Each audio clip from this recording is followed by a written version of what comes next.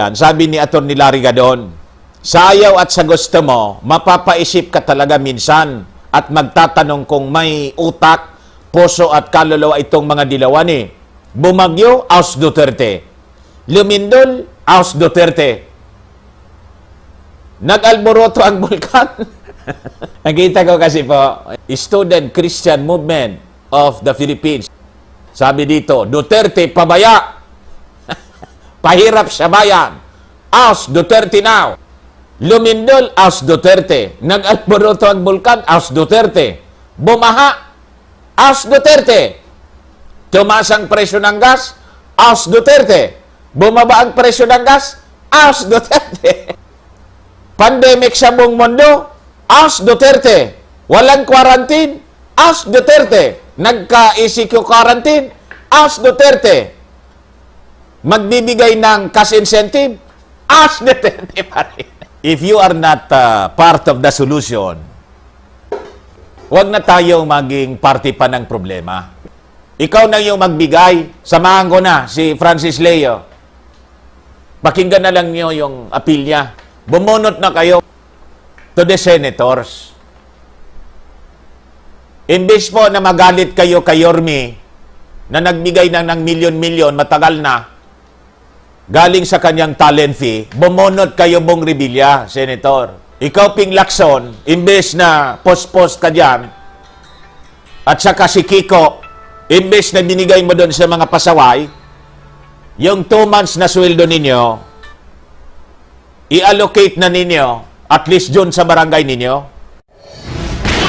Nagbabagang mga balita at pagtalakay sa mga isyu ng lipunan. Bulsa, opinyon, banat at paglalantad sa katotohanan. Bulsa, what you see is what you get. You decide. Hello po mga kababayan, welcome dito sa ating programa Bullseye News Unfiltered. What you see is what you get. You decide. Ako pong muli ang inyong kaibigan sa live streaming, si Dante Maravillas. Mula rito po sa lungsod ng Legazpi, Province of Albay, Bicol Region, Philippines, the land of fear to the world. So mga kababayan, marami tayong pag-uusapan. Yung ECQ, yung lockdown dito po sa Intan Luzon, extended na po. Pero kagabi, mga kababayan, yung ating Pangulo ay lumabas sa telebisyon and discussing many things, including the possible conflict and pagkaubos ng pera ng bayan. So, this is, a very serious, thing, mga kababayan, na ating pag-uusapan ngayong umaga. Pero lagi nating sinasabi, do not be troubled, para makapag-isip tayo ng maayos sa paganda as we face this invisible enemy. Ito pong invisible enemy, mga kababayan, na COVID-19, created by visible enemies. Kung yung kalaban natin, invisible, yung brain ng kalaban natin, mga visible enemies.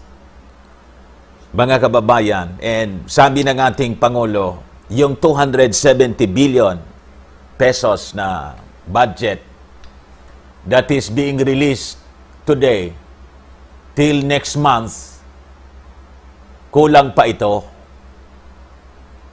And tama yung ating mga discussion, mga kababayan. We have to produce. Pag hindi tayo nag-produce ng pagkain, iwan ko lang kung saan tayo pupulutin, mga kababayan. And pag-usapan din natin yung mga complaints galing sa mga mamamayang Filipino na gusto nila lahat mabigyan. Yung mensahe po ng ating pamalaan, yung mga can affords, sabi, can afford,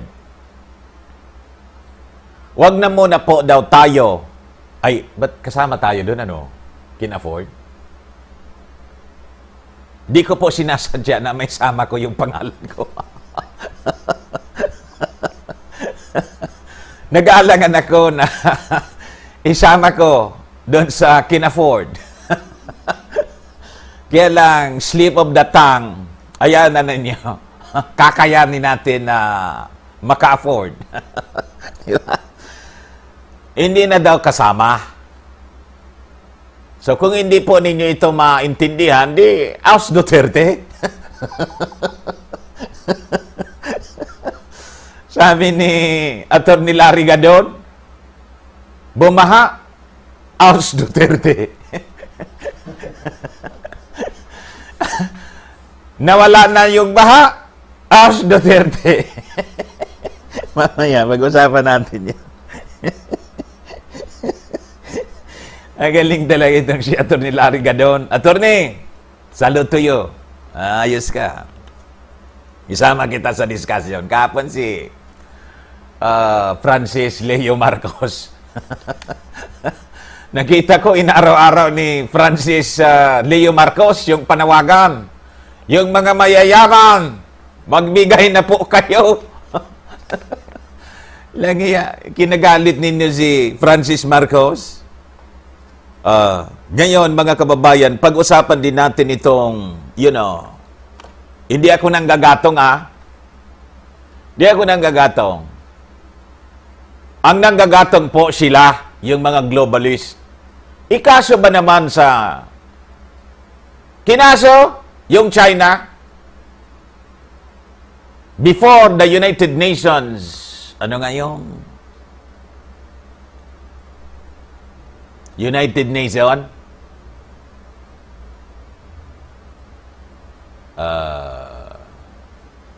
Dali lang po,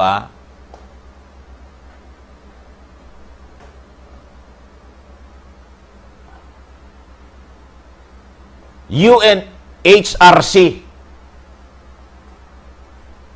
United Nations Human Rights Commission. Sabi ko sa inyo, mga kababayan, they're actually adding fuel to the fire. Ngayon, sasabihin ko po sa inyo, pag-usapan natin ng maayos ito, there is a looming conflict. I can see that, mga kababayan. And yung mga hindi naniniwala po, okay, huwag kayong maniwala. Ako din, ayoko din sanang maniwala.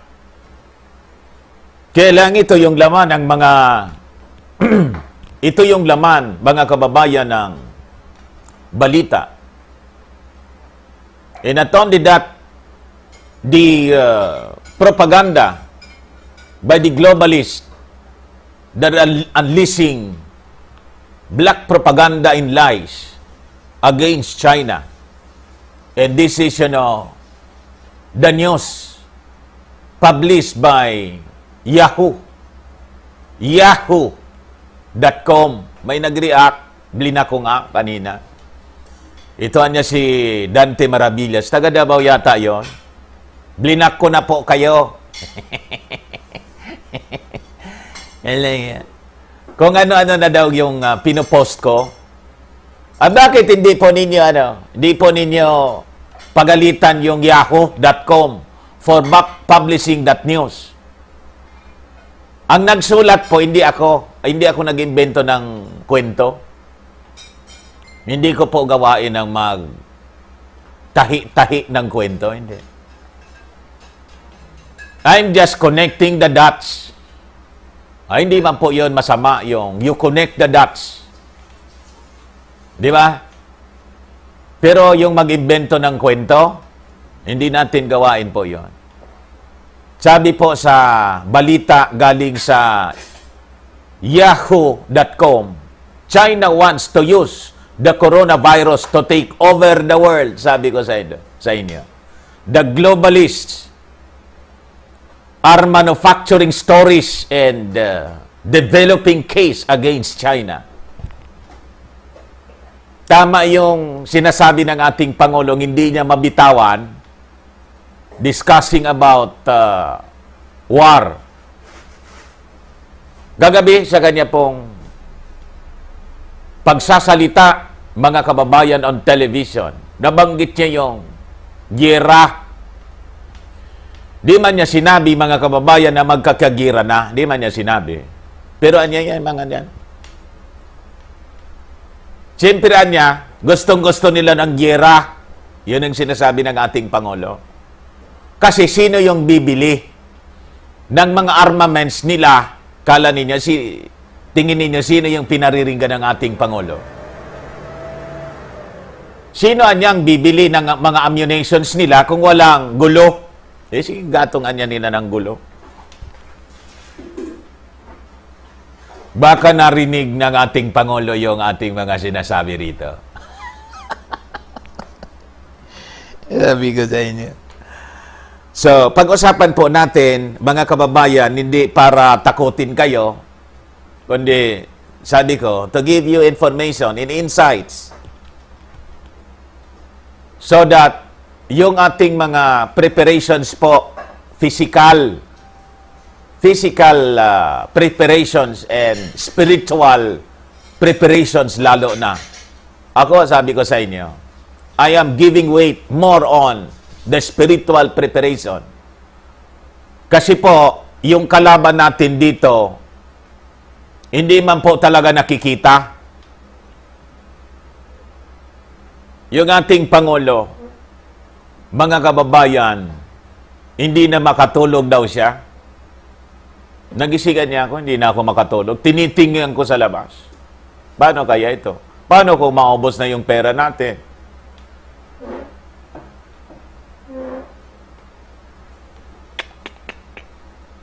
The future, mga kababayan, is very, very difficult. That is from the mouth mga kababayan mismo ng ating Pangulo. Panoorin ninyo yung latest niyang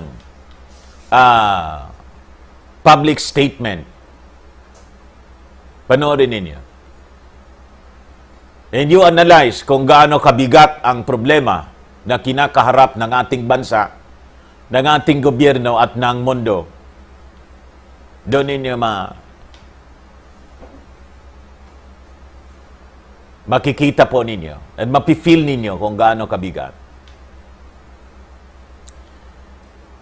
Then, pag-usapan din natin itong balita galing doon sa Ecuador. Alam po ba ninyo na sa Ecuador,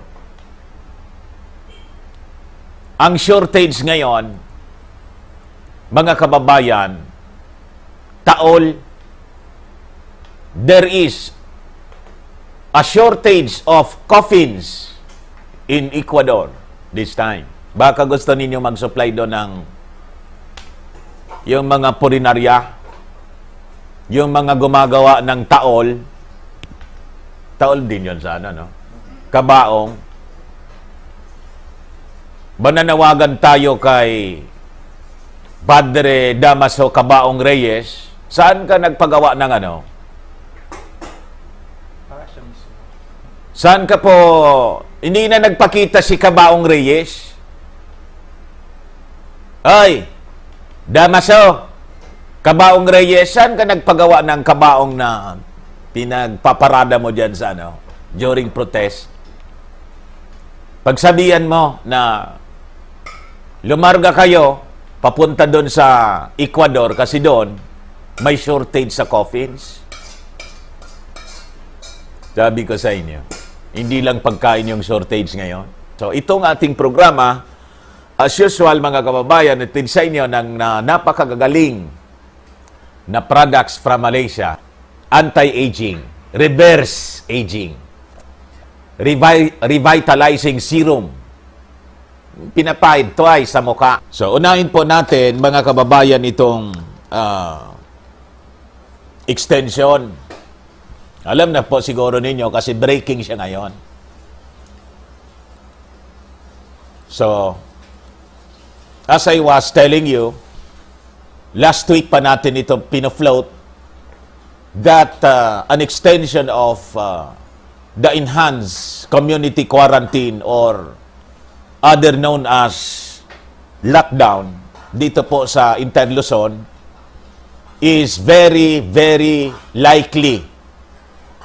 And now, ngayon pa lang mga kababayan, it is announced by Secretary Nograles that the lockdown will be extended for another 15 days ending on April 30. Mga kababayan, bakit natin nasabi in advance before pa na nasabi ng mga politicians dito sa ating bansa, especially by Congressman Joey Sarte Salceda. Siya yung nagpo-post nito eh. Alam natin kasi it is based from the statement of the World Health Organization. As I was telling you mga kababayan, ang nagtitimon. Tama ba yon? Timon. Kung sa barko, the captain of the ship of the world in which this country is just a part. Ang kapitan na ngayon, mga kababayan, hindi na yung mga presidente ng mga bansa. Baka nga ipagpanalangin natin yung ating Pangulo kasi matanda na yung ating Pangulo. Panalangin natin that the President would be protected against the COVID. Nagkikita ko yung Pangulo, nag-iikot, walang tigil sa pag-iikot kasi presidente siya eh. Wala siyang mask na ginagamit.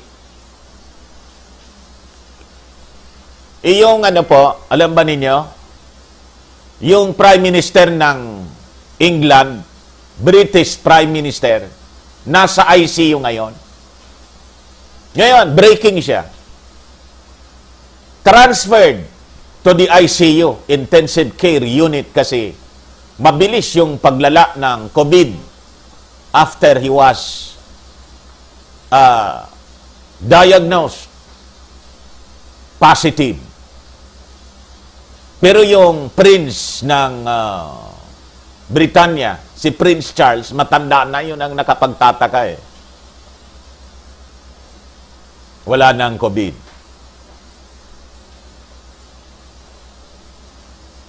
So, yun mga kababayan, panalangin natin yung ating Pangulo. Now, in his speech, hindi man actually speech yun eh, yung kanyang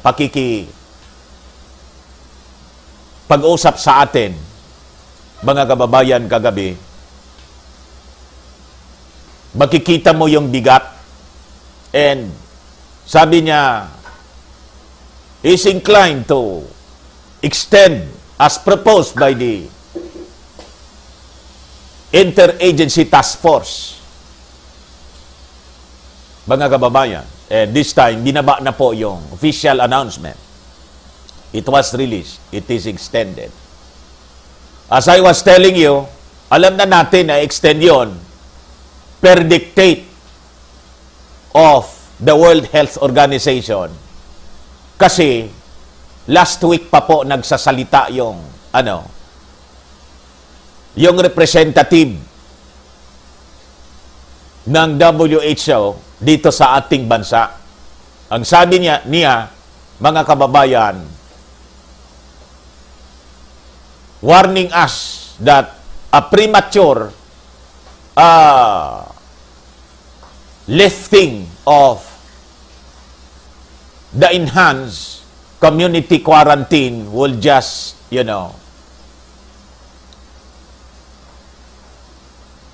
will do harm than good. Tama nga. You see? So, mga kababayan, yung ating bansa bilang isang maliit na bansa, wala man tayo pong magagawa dito, especially in this crisis, it is a health crisis. Sabi nga ng ating Pangulo, dependent tayo sa sasabihin ng mga experts, health experts and scientists. Science anya ito eh. Ako dito yung gagawin ko. Titimon-timon lang ako. Siyempre ako ang presidente. So, ang sabi ng ating Pangulo, mga kababayan, sana nga anya, makaya natin ito.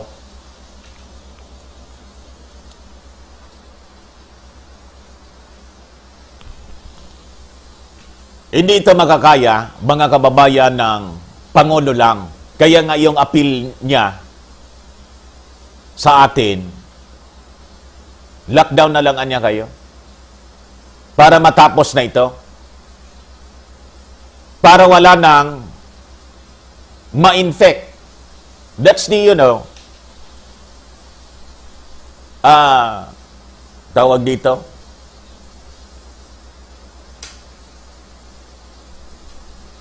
that is the only solution to this, to kill the virus,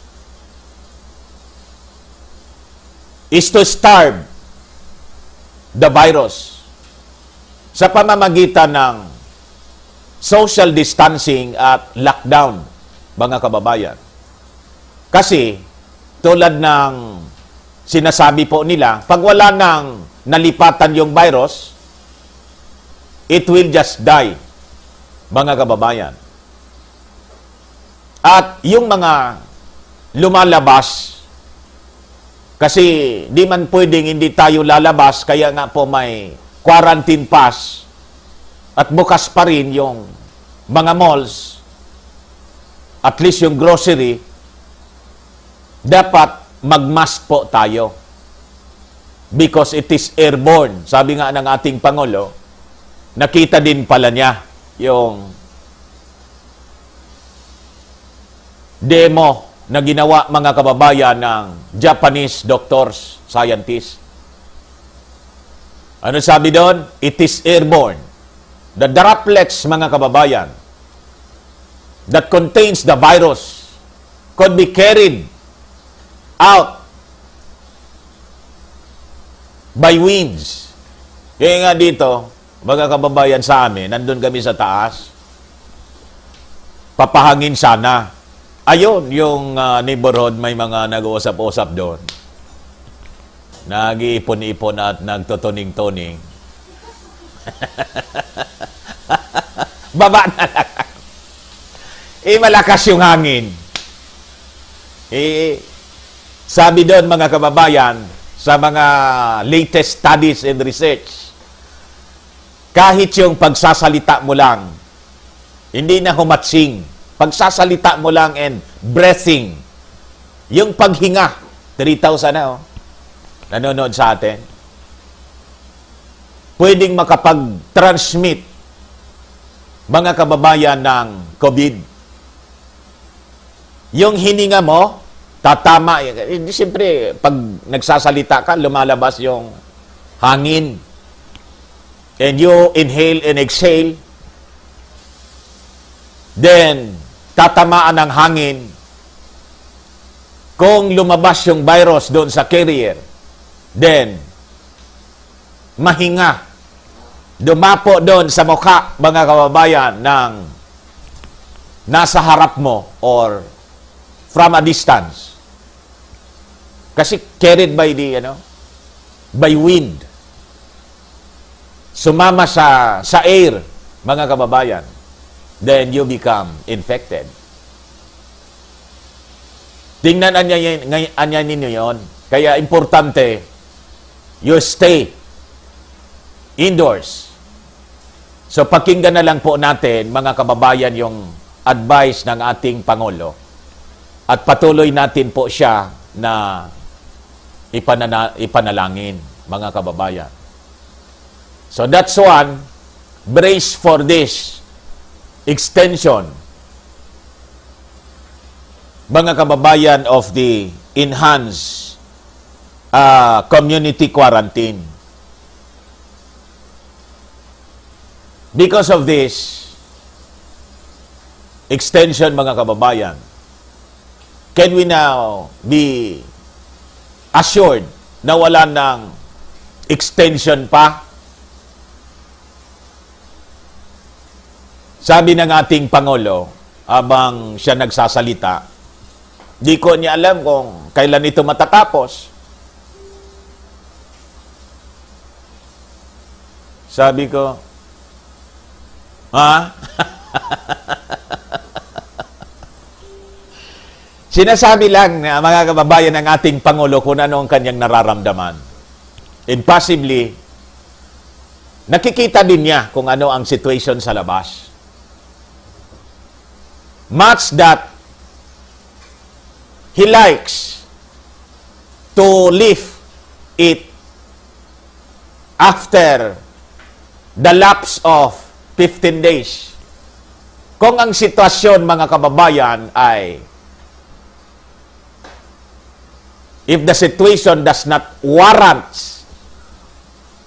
the lifting. Ganyan sinasabi ko sa inyo. Ako ayaw ko ng ganon, ng extension pa. Okay ito sa akin. Hanggang April 30. Pero pag lumampas pa ng April 30 po, medyo mabigat na po yon kasi wala tayong economic activity. Kahit nga kami, yung supply chain, apektado na po. Yung production mo, you consume without production, ano mangyayari sa inyo? You will be depleted. Yan sabi ng ating Pangulo, hindi man niya tulad yan ng Pasig River, daloy ng daloy, hindi siya na, continuously. Pero yung pondo ng ating gobyerno, that will be the next topic na ating pag-usapan, Kuya. May border niya yan. Tama. That is why, mga kababayan, the President is asking the Finance Secretary to look for additional fund. Medyo nagbiro na nga yung ating Pangulo, kahit mabigat. Baka naman twist ninyo yun na inuutosan ng ating Pangulo. Flowering words lang yon ng ating Pangulo. Na ang ibig lang niyang sabihin, kung sa Bicol, mag-disponer ka. Ano yun? Sa Tagalog? Dumiskarte ka. Maghanap ka ng pera. Mangutang. Magnakaw ka na lang niya. Wala akong pakialam.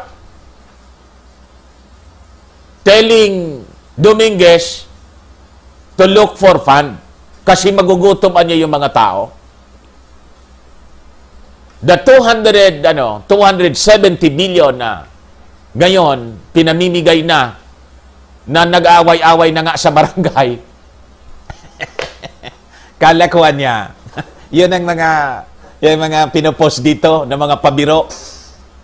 Akalaan niya ninyo, 8,000 yon? Hindi. Mali yung pakarinig ninyo. 8,000. Yung ligo na sardinas. Pabiro lang po yon. Pag hindi ninyo natanggap, the poorest of the poor, mga kababayan, magreklamo kayo. I-viral ninyo sa Facebook para mabigyan ng aksyon makarating sa ating Pangulo. O magreklamo kayo sa mayor. Kung wala kayong tiwala sa mayor, we have other officials na pwedeng tawagan. Yung DILG. May numbers yung DILG. Tawagan po ninyo. Yung 5,000. Kasi nagkakalituhan po, mga kababayan. Iba yung sinasabi ng mga nasa front line sa DSWD kaysa sa sinasabi ng mga officials natin sa taas. referring to households. Pag sinabing household, sabi ni Cayetano, mga kababayan, opposed to the statement ng may isang recorded po yung sinasabi ng taga-DSWD yata yon. Isang bahay, isang form lang ng SAF. Yung form na dinidistribute para makatanggap ng amelioration. Pinaliwanag mga kababayan ni Cayetano, based sa kanilang inapprove na budget, binilang po hindi bahay, hindi houses ang binilang, kundi households. Ang ibig sabihin, itong bahay, alimbawa namin, ang nakatirang pamilya kasi nag-asawa na yung anak ko, may sarili na rin siyang pamilya and registered as family. Household siya ang tawag doon. Dalawang form ang dapat ibigay. Kung may nagrenta sa bahay, another family, household, tatlong form ang dapat ibigay. So, dapat po malinaw yon sa inyo mga kababayan. Pag binigyan kayo ng isa at nandun sa household ninyo dalawang pamilya, magreklamo po kayo. I-viral ninyo. Tama po? Kasi naman, hindi ko maintindihan kung bakit hindi na orient yata o sinasadya ninyo. We appeal to the DSWD officials. Please explain thoroughly to your staff kung ano yung guidelines. Paki-explain po para maiwasan yung kaguluhan. Yung iba, baka sinasadya po ninyo, baka pagdating ng oras, yon ang ikawala ninyo ng trabaho. Di ba? Hindi kayo sasantuin ng ating gobyerno kasi ginugulo ninyo yung implementation. Napakalinaw ng paliwanag, huwag na ninyong guluhin. Sabi nga ni Chinkitan, think negative. Hindi na positive. Chinky, palitan mo na yun. Na ching positive. Kasi may COVID. Pag tapos na yung COVID, balik mo yung ching positive. Meantime, ching negative. Anip kayo.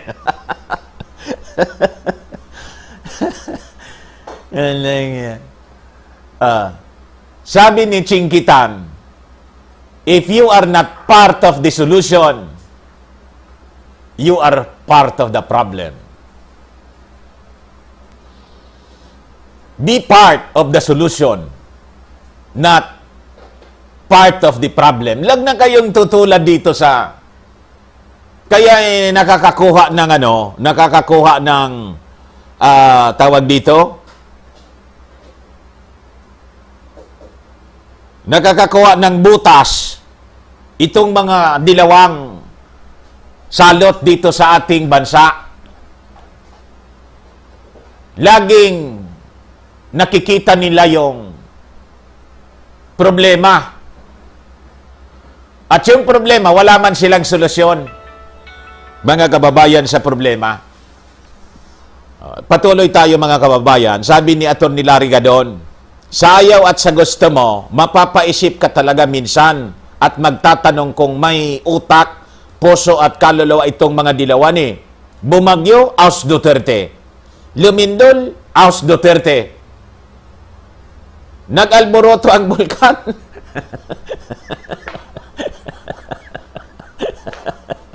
Nakita ko kasi po, dito, yung Student Christian Movement of the Philippines. Nandun yung yellow, yung pare, religious, tapos mga workers. Sabi dito, Duterte, pabaya. pahirap sa bayan. Oust Duterte now. Yan sabi dito. Lumindol, oust Duterte. Nag-alboroto ang bulkan, oust Duterte. Bumaha, oust Duterte. Tumaas ang presyo ng gas, oust Duterte. Bumaba ang presyo ng gas, oust Duterte. Pandemic sa buong mundo, oust Duterte. Walang quarantine, oust Duterte. Nagka-ECQ quarantine, oust Duterte. Magbibigay ng cash incentive, oust Duterte pa rin.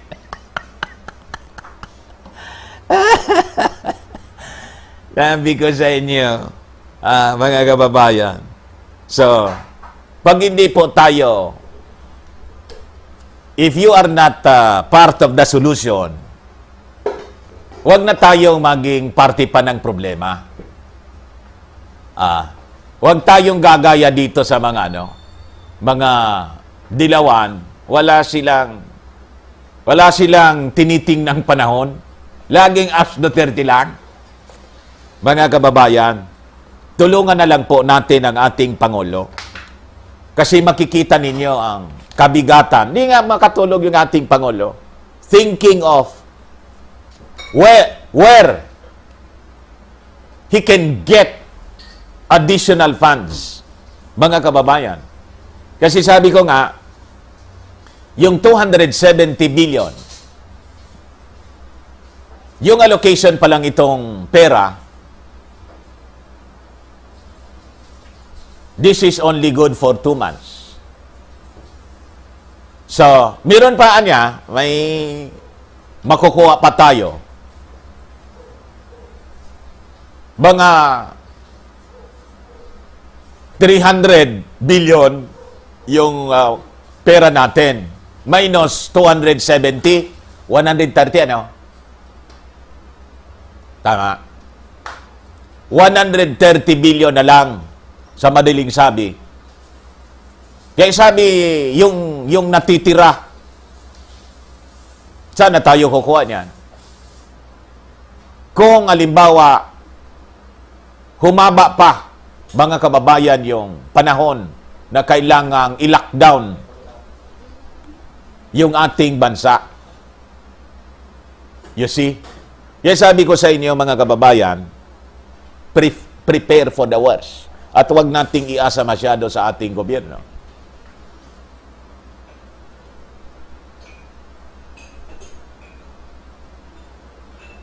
And this, mga kababayan, come to the third topic natin, Kuya. The appeal of this government. Yung mga can affords po, those can affords, the appeal of Secretary Nograles.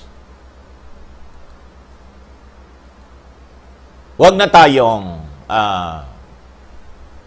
tawag dito?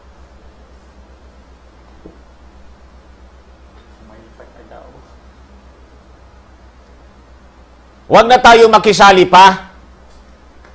Ako, isama ko na yung sarili ko, kahit nag-alangan po ako na isama doon sa mga can afford.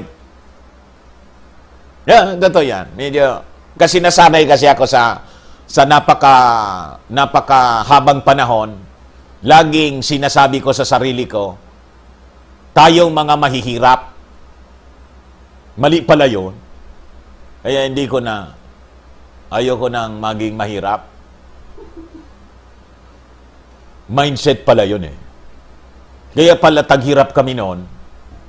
Kasi lagi kong sinasabi, tayong mga mahihirap, o kayo mga kababayan. Mahirap kayo, hindi. Yung mga nanonood sa atin. Kahit mahirap po kayo, huwag na ninyong sabihin mahirap kayo. Sabihin ninyo, can afford ako.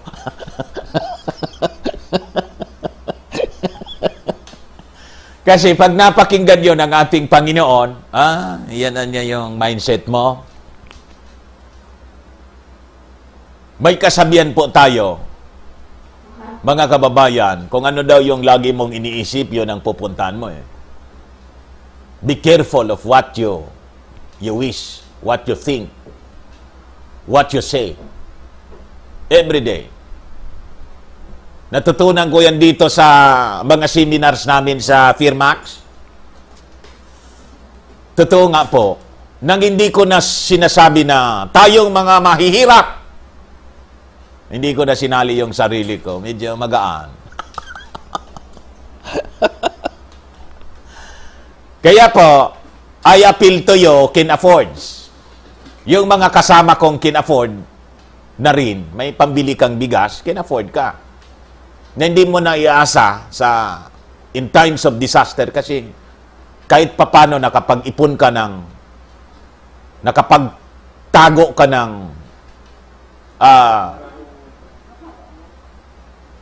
para sa ganitong situation, emergencies. Huwag na tayong makisali. Kasi may mga tao na di ba niya tayong lahat taxpayers? Yun ang punto nila. Bayad tayo ng bayad sa gobyerno. Pagkatapos, pagdating ng oras, itong emergency, lahat naman ay tayo na perwisyo, mayaman at mahirap. So, you are still expecting to receive 5,000 and 8,000 pesos. Ang pakiusap po ng ating gobyerno, yung can affords po, huwag na kayong makisali. And in this budget, you are excluded. 18 million lang po ang binadgetan para dito sa amelioration. 18 million. We're around 26 million. Narinig ko sa ating Pangulo kagabi. Kara ko 25. 26 pala. Kasi, ang ibig sabihin nun, the balance, 18 million, composed of the poorest of the poor and kasama daw dito yung tawag dito yung middle class kasama sa 18 million. Alam nga naman yung maganda na yung pamumuhay ninyo, milyonaryo at bilyonaryo. You expect na bibigyan ka pa ng barangay ng 5,000 at 8,000. Sobra naman yon. Ikaw na yung magbigay tulad ng sinabi ni yung challenge ni Francis Leo Marcos o yung mga samahan ko na si Francis Leo o yung mga neighborhood ni Francis Leo. O huwag na kayong magalit kay Francis Leo Marcos, pigilan na ninyo. Pakinggan na lang niyo yung appeal niya. Kung medyo mabigat yung dating sa inyo, ayan na ninyo. Bumunot na kayo, kaya nga, uulitin ko yung appeal to the senators. Imbes po na magalit kayo kay Yorme, na nagbigay ng milyon-milyon, matagal na, galing sa kanyang talent fee, bumunot kayo Bong Revilla, Senator. Dadrama ka pa. May pa drama-drama ka sa live streaming mo. Ikaw, Ping Lacson, imbes na post-post ka dyan, at saka si Kiko, imbes na binigay mo doon sa mga pasaway, yung 2 months na sweldo ninyo, i-allocate na ninyo, at least dun sa barangay ninyo. So, ulitin natin yung panawagan. Nagmamakaawa na po kami sa inyo, mga senador. Bawasan naman po ninyo yung sweldo ninyo at least 2 months or kahit 1 month man lang. Please lang. At idagdag doon sa barangay ninyo or sa kung saan yung bayan, idagdag sa ibibigay na tulong sa ating sa inyong mga kababayan. What is 1 month or 2 month salary? Lalo na yung tulad ni Franklin Drilon. Ay, imagine si Franklin Drilon po. Pag-upo ng ating, ng mga Aquino, nando na yon. Ilang taon na si, sa gobyerno? More than 30 years na yata. Tanong, Franklin Drilon, unasan ka na? Hindi mo man lang makita yung kaluluwa ni Frankie Drilon. Hindi mo makita ngayon. You see? Yun ang nakakalungkot. Kaya in case kumandidato itong si Leo Marcos, ipalit natin. Yan lang sabi ni Leo Marcos, sulaman siyang plano sa politika. Iwan ko. Itulak natin. Si Francis Leo Marcos, itulak natin sa politika. At least, tingnan mo. Pribadong tao namigay. Yung nasa gobyerno, iilan lang yung namimigay. Yung mga congressmen, appreciated natin, 1 month salary, okay na yun. Isa na, mga kababayan, tulad ni Lolong, si Lolong Lagman, paka-upo ni Cory, parang si Drilon. Kahit 1 year siguro, mga kababayan, ilang taon na sa government. Di mo man lang ma-share 1 year? Di ba? Alay. Pag December pa, yung panahon ni, remember, panahon ni Panot, yung bonus nila, 1 million, 1.5 million, bonus lang yun. Mahina niya yung 500,000 pag December. Kaya lang yan, sabi ko. Panahon ni Panot, fiesta. Fiesta palagi. At yun ang gustong-gusto nilang leader, kaya galit sila kay President Digong. Galit sila. Sabi ng ating Pangulo, hanap ka. Hindi pwedeng magutom yung ating mga mamayan. Kaya langan niya, paano kung di natin alam kung kailan ito matatapos? Yung speech, mga yung statement ng ating Pangulo, nagsasalita siya kagabi. Daming paputol-putol. Alam po ninyo kung bakit? Dami siyang paputol-putol. Ang daming pumapasok, gumugulo sa kanyang isipan, na gusto niya sanang sabihin, kaya lang baka niya lalong mag-alala yung ating mga mamamayang Filipino. Hindi na niya dinidiretso.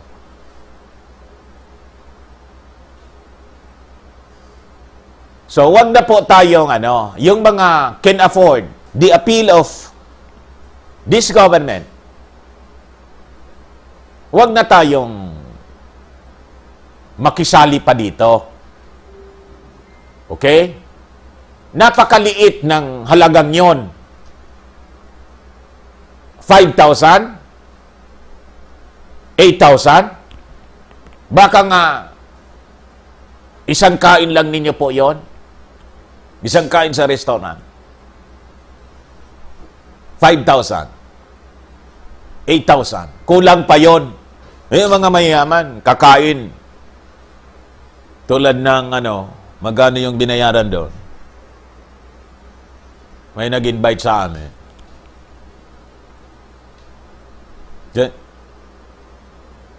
Mahal.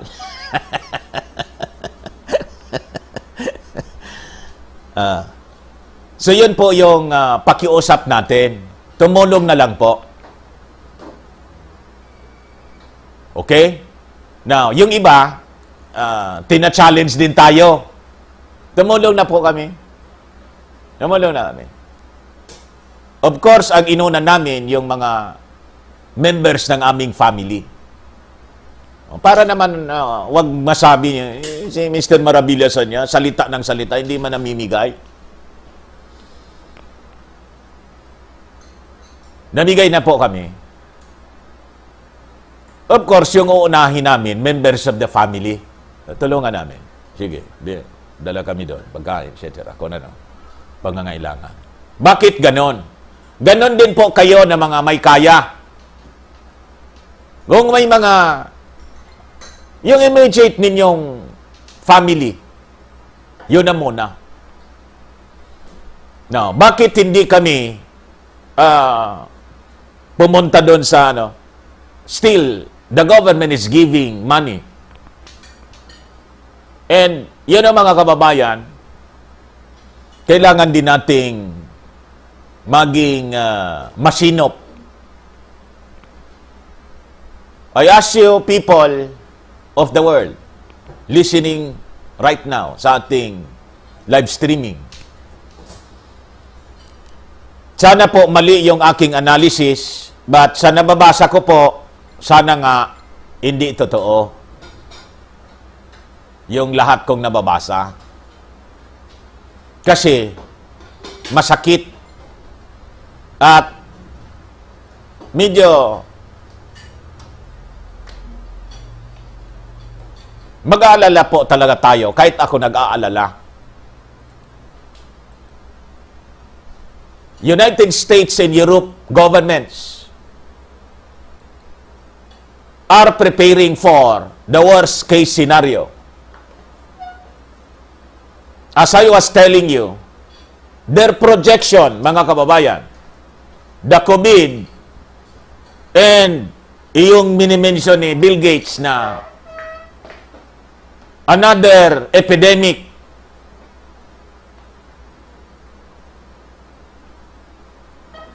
it could last for 18 months. Sabi nila yan, hindi ko po sabi.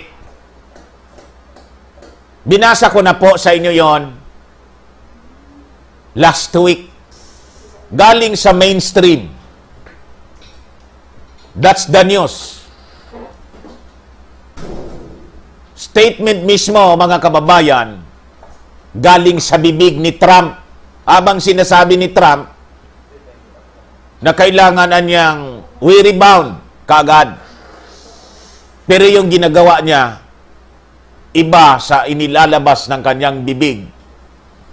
Kasi, sa totoo lang, of course, alam niya yung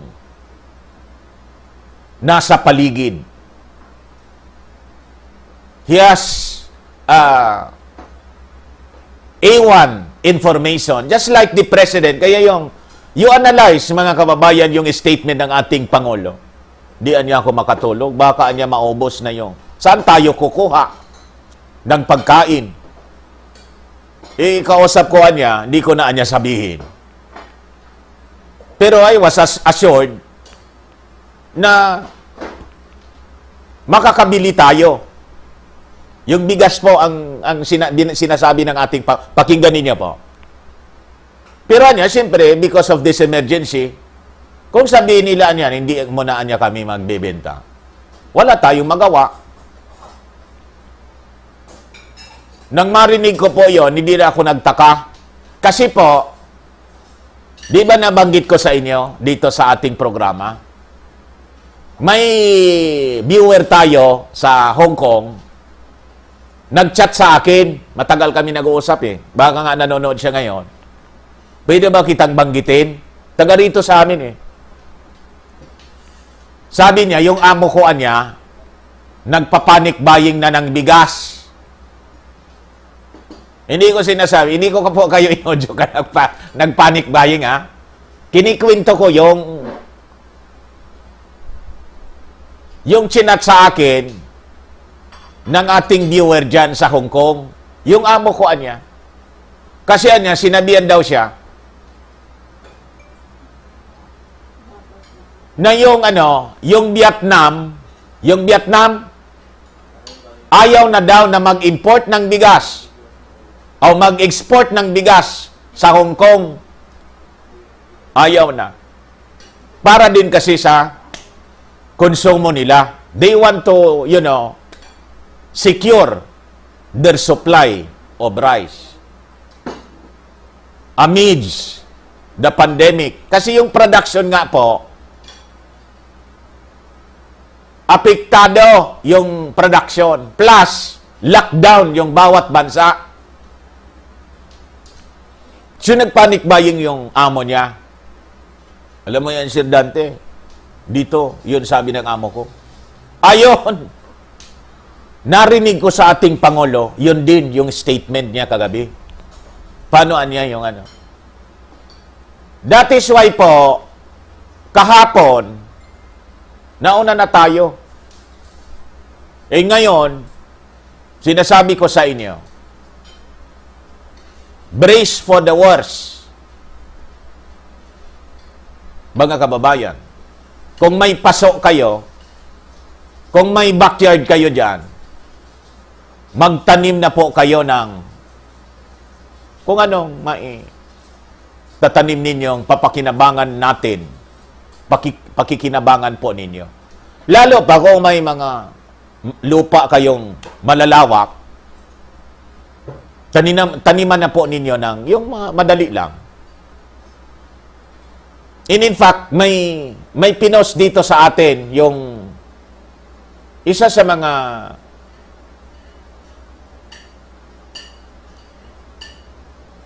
tingnan ninyo sa aking awag dito. Sa timeline ko po.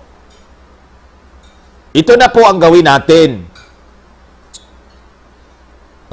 COVID 30. COVID 30. Parang taga rito ito sa amin. Katanduan ni Siyata to. O, sabi dito. Let's do COVID 30 challenge. Community veggies you can grow in harvest in 30 days. Mechanics. Post your COVID 30 photo. Put a caption on the photo. Name of the COVID 30 date planted and date of harvest. Tag 30 friends. You want to be part of this challenge. Parang katanduan ni Siyata to. Yung mga vegetables po na pwedeng i-grow natin for 30 days, kangkong, pitsay, lettuce, onion leaves, colitis, kamote tops, alugbati, radish. Kita ninyo? At least hindi na natin bibilin kung tayo'y magluluto. Pipitas ka na lang sa backyard mo. Bakit kailangan gawin natin ito? Baka po magka-problema tayo sa pagkain. Yung bigas, mga kababayan, yung mga alternative kung magwala-wala yung bigas natin in the future. I remember yung panahon ni Marcos. Nagka-shortage mga kababayan sa production ng bigas. Sa supply ng bigas. Ano yung alternative? Mais. Kaya nagka-bigas mais noon. Hindi ako kumakain noon. Sabi ko sa nanay ko, ayoko niyan. Iyak ako ng iyak. So ginawa nila, mga kababayan, may talagang siniperate? May siniperate talaga sa aking bigas. Ako lang ang kumakain ng bigas. Hindi, yung sinaing na bigas. Yung bigas kasi. Ako lang, mga kababayan, yung kumakain. Kasi matalim sa lalamunan. What else na pwede nating alternative para mabuhay po tayo? We survive pag nagka-short sa bigas po. Kamote, kamoting kahoy, linsa,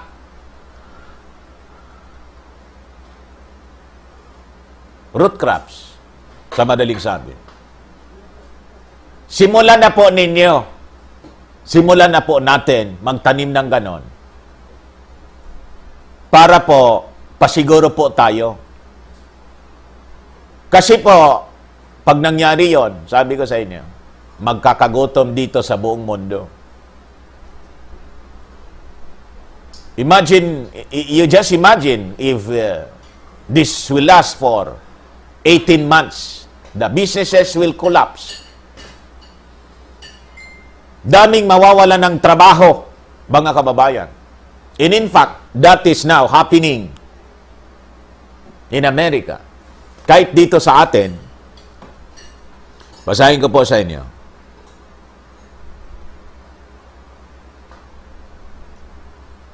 Para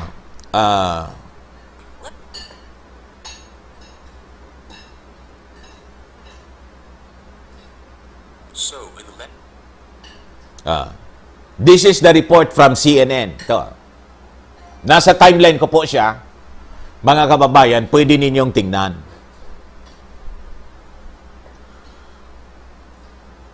Sabi rito mga kababayan, JP Morgan, report from CNN Business, New York. JP Morgan Chase CEO JP Dimon used his annual shareholder letter to detail just how bad he thinks the U.S. economy can get from the coronavirus pandemic. Dimon expects a bad recession. He wrote in the letter released Monday saying that in the most adverse scenario, gross domestic product could plunge at 35% annual rate in the second quarter, and that a downturn would last through the rest of the year. The unemployment rate would spike as high as 14% in this environment.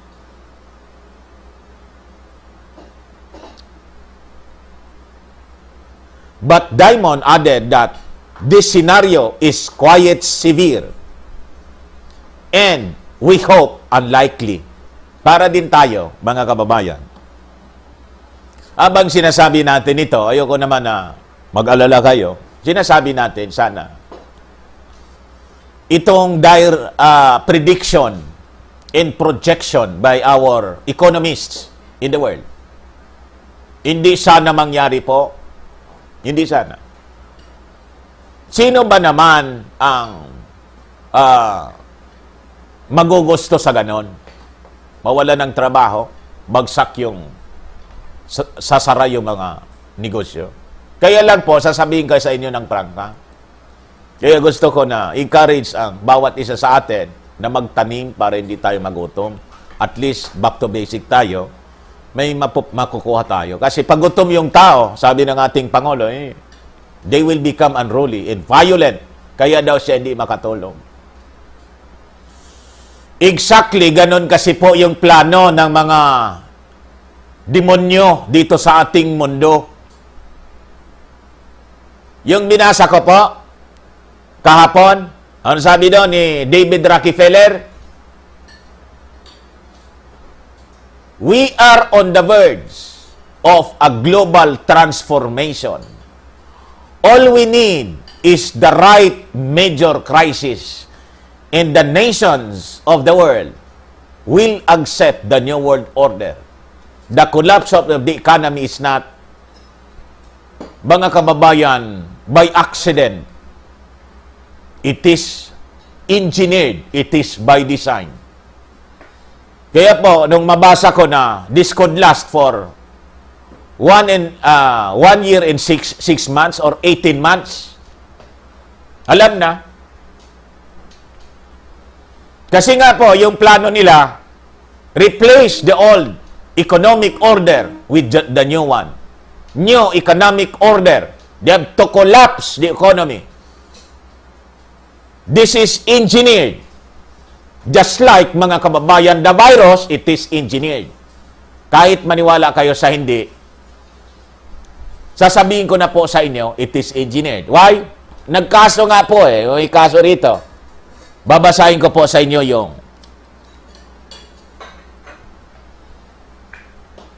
yung balita. This, this leads us, mga kababayan, dito sa susunod nating topic. There is a looming serious conflict in the world, mga kababayan. Ngayon, mga kababayan, that's the news from CNN.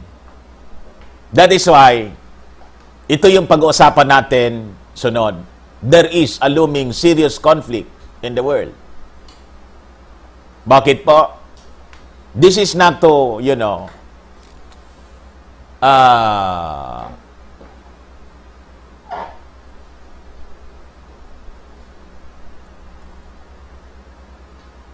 to add, burden sa pinapasana po nating problema ngayon. Kaya lang, kailangan ko itong i-share sa inyo mga kababayan para sabi ko nga, tama yung ating preparation. Kasi pag hindi ninyo ito alam, mabibigla lang po tayo, mga kababayan.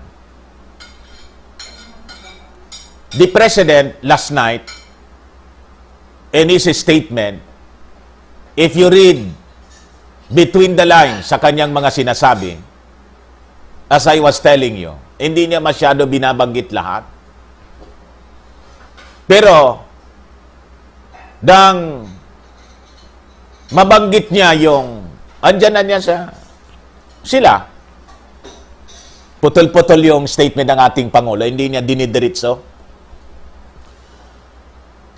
Kaya nag-away-awayan niya. Biglang pasok yung ganon.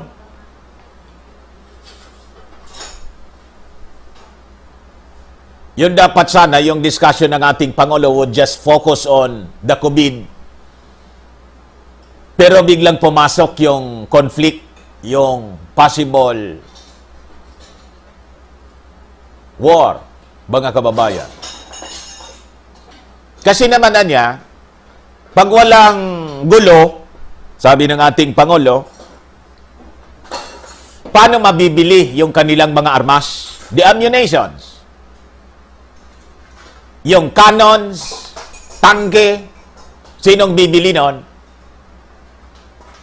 Nagets ninyo yung statement na yun ng ating Pangulo.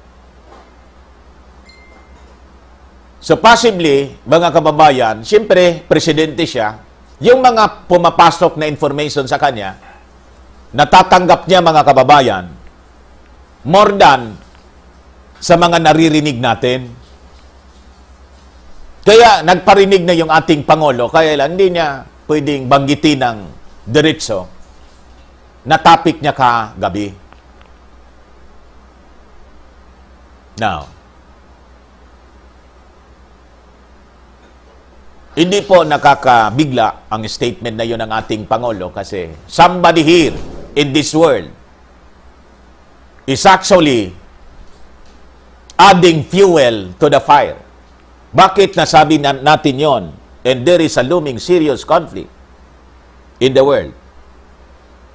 Laman po kasi siya ng balita ngayon.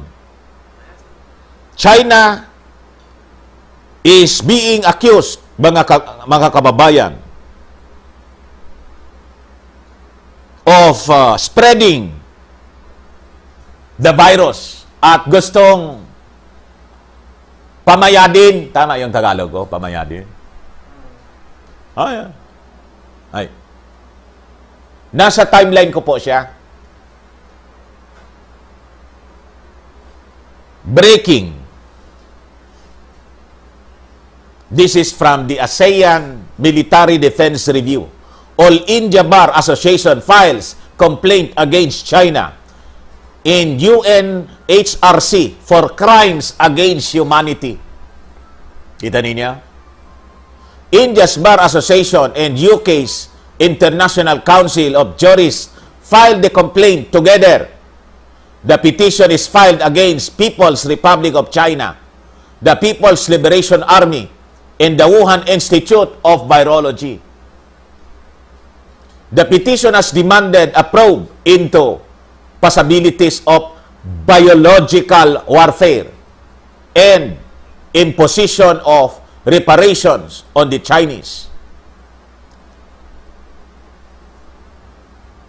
The first step towards punishing China for the role in the global outbreak. So, may nanggagatong po ng gulo, mga kababayan. Sinasabi ko po sa inyo. May nanggagatong. Basahin ko yung full detail ng pag-file ng kaso. This was published April 2, taking China to International Court of Justice over COVID-19.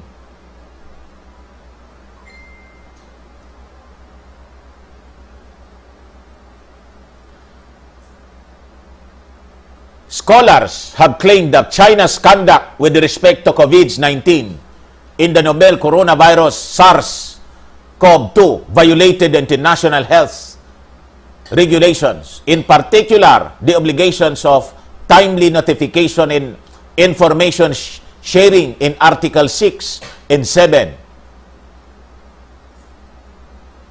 Had China complied with these obligations, this would arguably be exponentially fewer cases of COVID-19 today.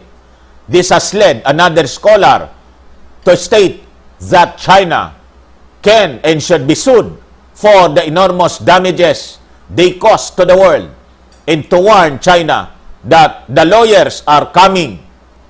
Nevertheless, all of these scholars have one thing in common. They fail to identify a jurisdictional basis for an international court or tribunal to hold China responsible for this violation. You see, mga kababayan,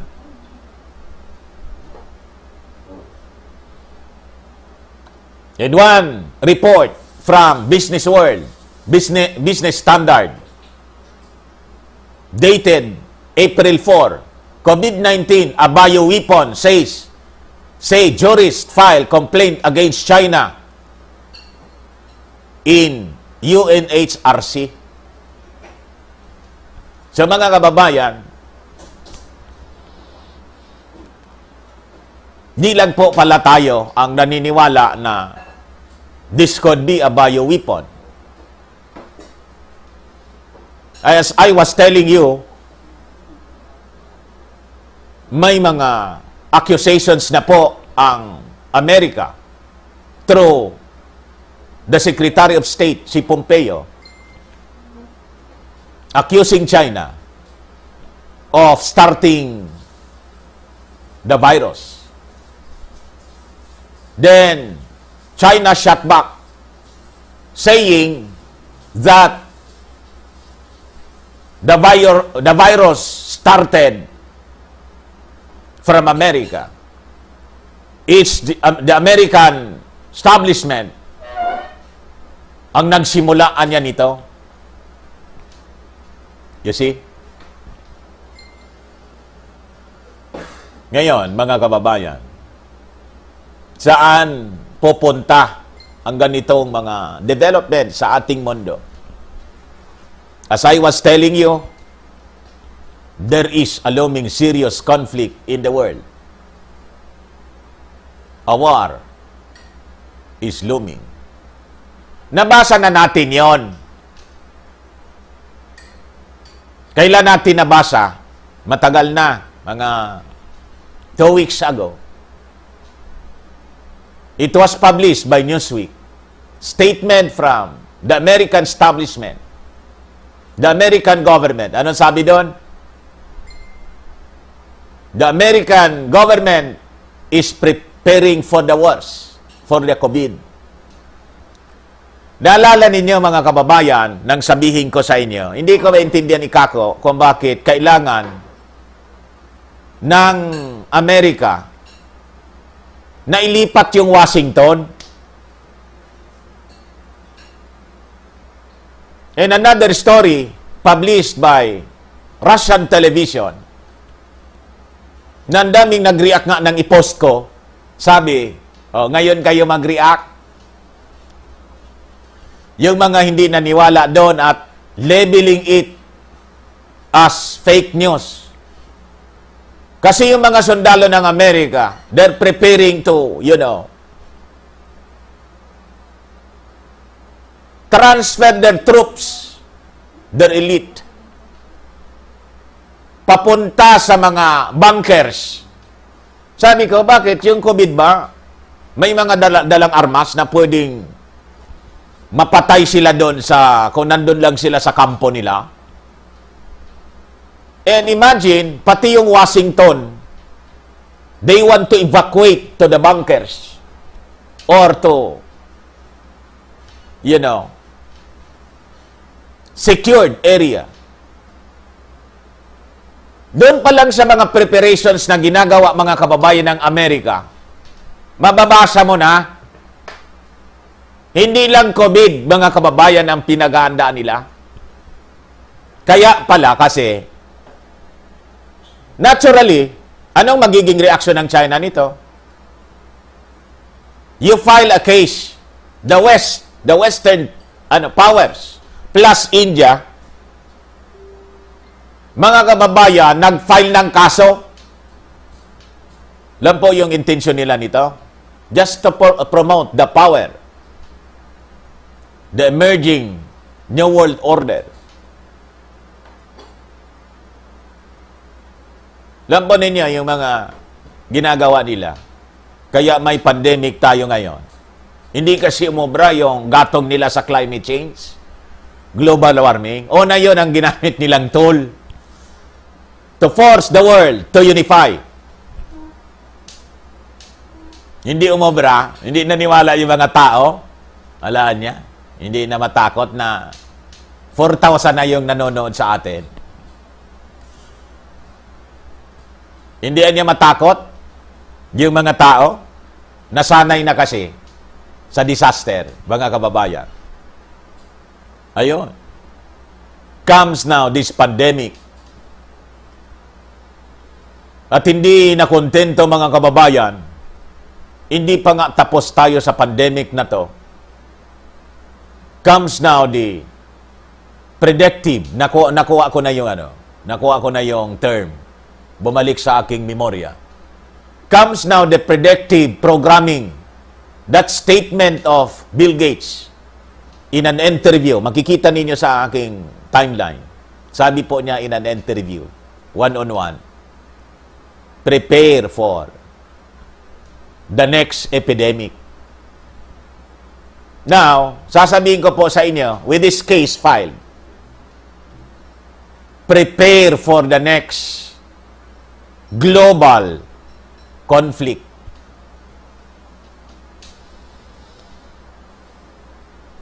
Nakakalungkot po, this 2020, kaya nga po nang pinapanood ko ang ating Pangulo, sabi niya,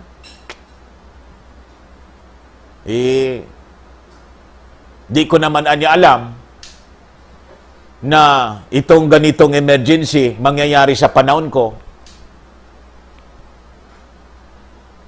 Di man niya alam. Sino ang makakaalam nito? Na in this 2020, magkakagulo po tayong ganito. The world, the entire planet is on standstill. In the economy of the world and every family is on the verge of collapse and we are on recession. Hindi po ako ang nagsabi niya na, hindi man po ako economist. Quoting the best minds, mga kababayan, sa economy ng mundo. Yan ang sinasabi nila. The analysts. At makikita ninyo, mababasa ninyo sa mga periodicals nila. Basahin ninyo yung The Economist. Ayun ang topic, mga kababayan. Dito sa CNN Business, iyon ang topic. So, that's the reason why, mga kababayan, sinasabi ko sa inyo, magtanim po tayo. Tanim tayo. Back to basic. Yung after the quarantine, or kung hindi matapos yung quarantine, may quarantine pass man lang, then, your spare time, lahat ng time natin ngayon, spare eh. Wala man tayong ginagawa, nakanganga lang tayo sa loob ng bahay.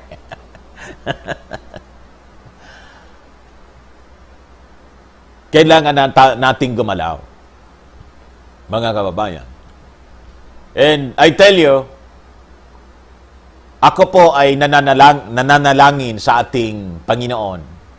And I encourage everyone to pray. Very, very hard. Sana naman po, hindi mangyari na may COVID na tayo, tapos nagbabarilan pa. Nagigira yung mga bansa. And we appeal to these powers. Enough of the COVID. Please. I know, we believers, the Christians, you have that objective of control. And your target date is 2030. We know that. Yung target ninyo for total control and enslavement, sinasanay lang ninyo kami ngayon with the COVID and justifying your actions. And we surrender all our rights.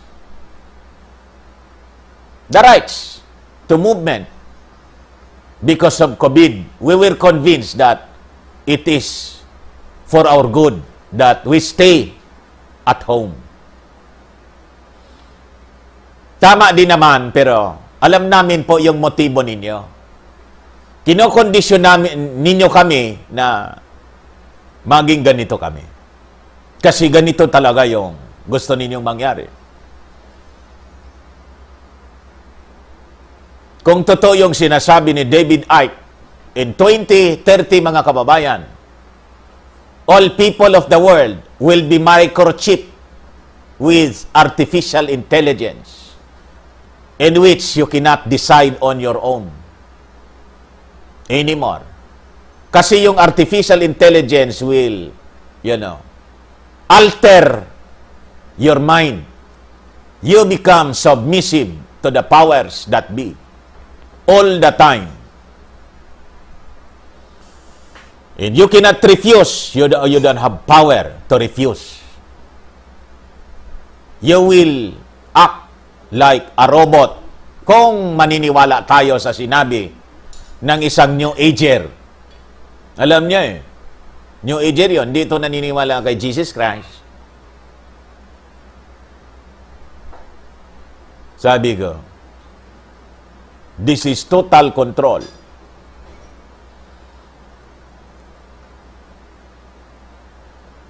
Ano sabi ni David Rockefeller? We are on the verge of a global transformation. All we need is a major crisis in the nations of the world will accept the New World Order. Kaya bantay po tayo. Tatanggapin ng mga tao sa buong mundo ang lahat ng rekomendasyon ng New World Order. Ang namimirentira po ngayon, front, as their front, mga kababayan, WHO. Siya na ang gobyerno. Wala nang mga gagawa yung ating Pangulo. We appeal to the DOH. Yung Japan po, nakadevelop na sila ng gamot, sabi nila. Baka naman po, pwede ninyong papuntahan yon, Secretary Doke. I appeal to you, huwag masyadong tiwala sa WHO po. Kasi yung WHO po, ang funder pala niyan, si Bill Gates, ang pinakang malaki na funder. Alam na.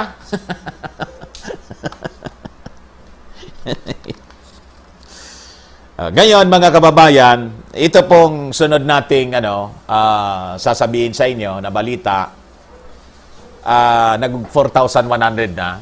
Hindi tayo aabot yata yung lumampas tayo ng close to 5,000. Di bale? Next Monday naman ito. Gusto ko lang itong ipaabot sa inyo para alam ninyo na ganito pala pinagandaan ang COVID in other countries. Pero dito sa atin naman, ayaw kong ganito yung paghanda natin. Parang nakakakilabot po. Sa Amerika, 3 300 body bags na daw yung inire-ready doon. Matindi. Dati 100 body bags. Ecuador City runs out of coffins amid COVID-19 crisis. This is the report from Manila Times.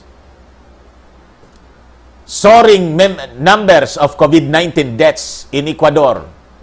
Ecuador's second city, Guayaquil, have led to a shortage of coffins, forcing locals to resort to using cardboard boxes.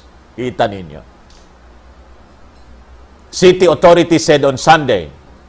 Authorities in the Pacific Port City said they had received a donation of 1,000 pressed cardboard caskets from local producers and delivered them for use in 2 local cemeteries.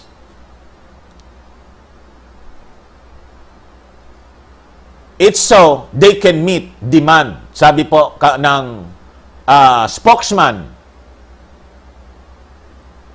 ng lungsod. Businessman Santiago Olivares, who owns a chain of funeral homes, said his company was unable to keep up with the demand. Ito kasi pong purinarya, ito yung hanap buhay na hanap patay. Kakaiba po ngayon yung hanap buhay. Ang nagbo-boom ngayon ng na hanap buhay, yung hanap patay. Ano anya yung hanap buhay mo? Hindi anya hanap buhay kami, hanap patay kami. Nasa purinarya niya ako nagtatrabaho. Kasi may komisyon kada patay. Kaya minsan dito sa amin noon, may agent pala sa ospital. Hindi pa nga po na puputol yung hininga, may nasumusukat na. Sukatan na.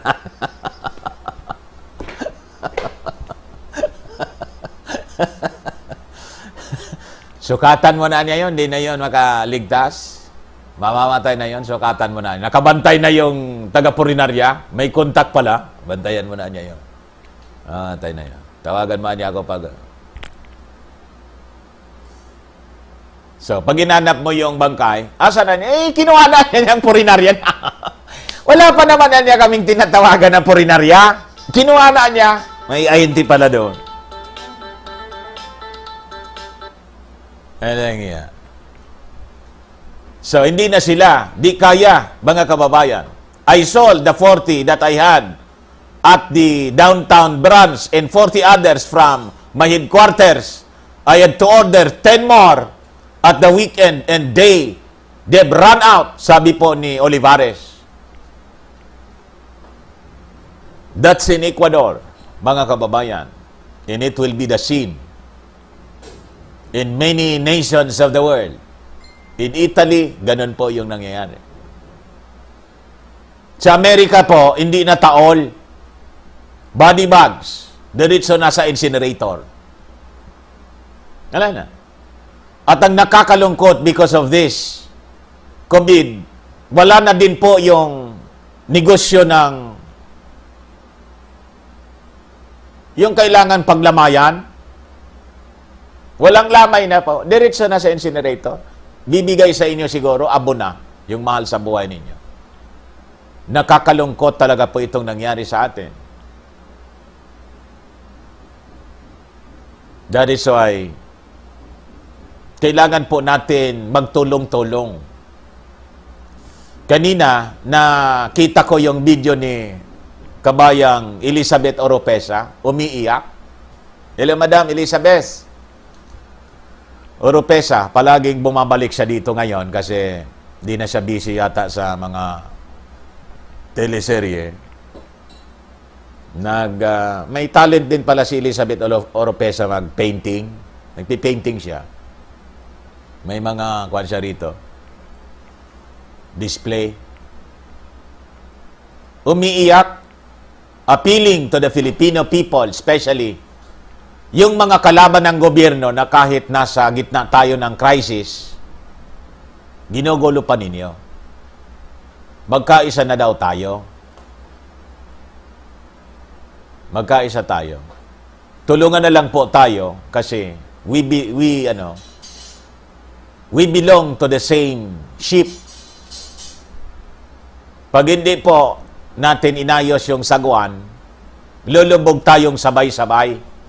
Lulubog tayo rito sabay-sabay. Kaya, we appeal to you, tumigil na po kayo. Tumigil kayo. We appeal to you, Dilawans.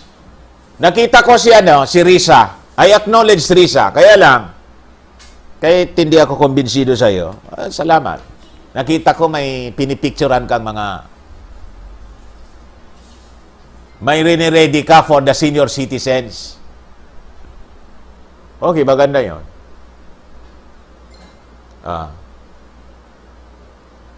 So, mga senior citizens po, hindi ko alam kung saang lugar niya yon dadalhin. Basta, nabanggit niya doon sa post niya, nagpapak sila ng relief for the senior citizens.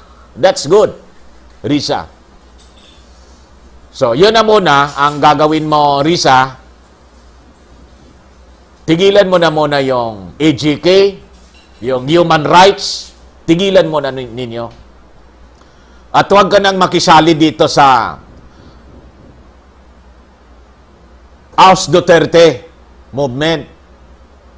Kasi laging nasa bibig mo yon, baka yung mga tao mo kasama dito sa House Duterte, ang sigaw kasi ng mga tao ngayon, hindi man po House Duterte. Kayo lang yung House Duterte. Ours Duterte. Duterte is ours. Tigil-tigilan na po ninyo. Tulong-tulong na tayo muna sa pag-asikaso sa pangangailangan, especially kayo na mga opisyal ng gobyerno. Pinili ninyong maging opisyal di. You lead. And paki-allocate na po ng 2 months man lang. We solicit from your salary, support from your salary, shell out at least your 2-month salary. Nakailang taon ka na, Senator Risa?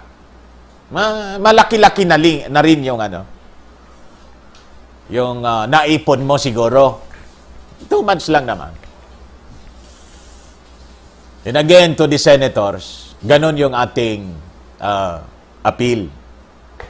Sana, itong appeal na to sa inyo, talaban na po kayo. Huwag na palusot.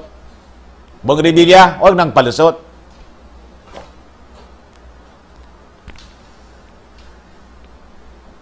Huwag na magalit kay Yorme. Huwag na. I-call mo na lang yung challenge ni Yorme imbes na dumipensa ka pa. Tito Sen, ganun din. Napakayaman ninyo. Ilang taon ka na, Tito Sen, as senator, 18 years ka na yata eh. Pabalik-balik ka dyan sa Senate. Diba? Vice Mayor ka dati ng Quezon City. Matagal rin before ka naging senator. Huwag na, magpalusot pa. Lalo ka na ping dyan sa lugar mo, sa Cavite. Dalawa kayong senador dyan eh. Hindi ko maintindihan, dalawa kayong senador dyan. Bong Revilla, tapos Ping Lacson. Ang dami pang reklamo tayong natatanggap galing sa mga barangay. Nakakahiya, di ba? Imagine that. Kung kami rito, okay lang sa amin kasi wala kaming senador. Wala kami ritong senador sa Albay. Yung senador na taga-Albay na naalala lang kung eleksyon, wala na rin. sa pwesto si Trillanes. Yan lang yan. Yung isang senador na Bicolano,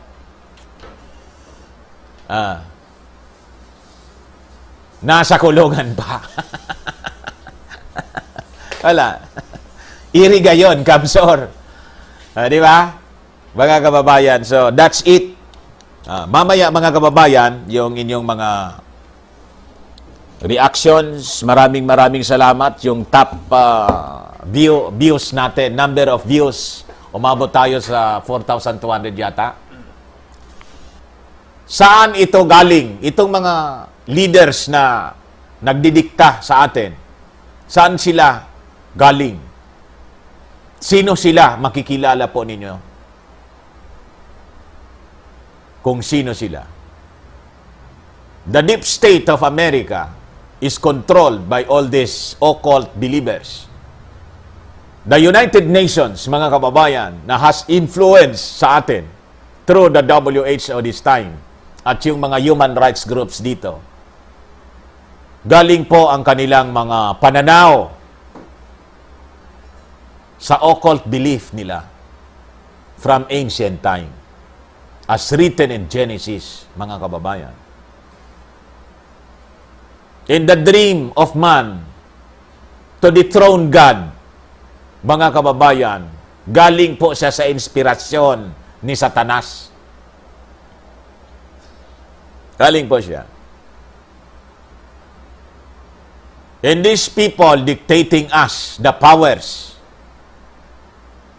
sila po ang inspirasyon. Tama ang Bible. We're wrestling not against flesh and blood, but against powers and principalities, dominions in higher places. Kaya nga po yung ating Pangulo, ang akala kasi ng iba, yung ating Pangulo, ungodly, di naniniwala sa Diyos. I tell you po, narinig ko mismo sa ating Pangulo, kagabi, sa kanyang speech, ang sabi niya, sa Diyos tayo maniwala niya, I believe in only one God. Di niya padaan-daanin dyan sa mga santo. So, ibig sabihin niya, he believes in the true God. Kasi totoo naman yung sinabi ng ating Pangulo. Wala niyang marumediator ng mga santo-santo sa akin. I have to pray to God directly. Maraming salamat, Mr. President. And please continue on searching of the Word of God. And please ask Mijaldea. Kasi former pastor si Mijaldea. You will be guided accordingly pag lagi mong kausap si Mijaldea. And si Pacman. Then I think the Holy Spirit is working with the President. And I appeal to you, Mr. President, please reconsider your statement last night about vaccine. Tingnan mo muna, Mr. President, kasi yung bakuna pong sinasabi ninyo na ito niya yung solusyon, baka po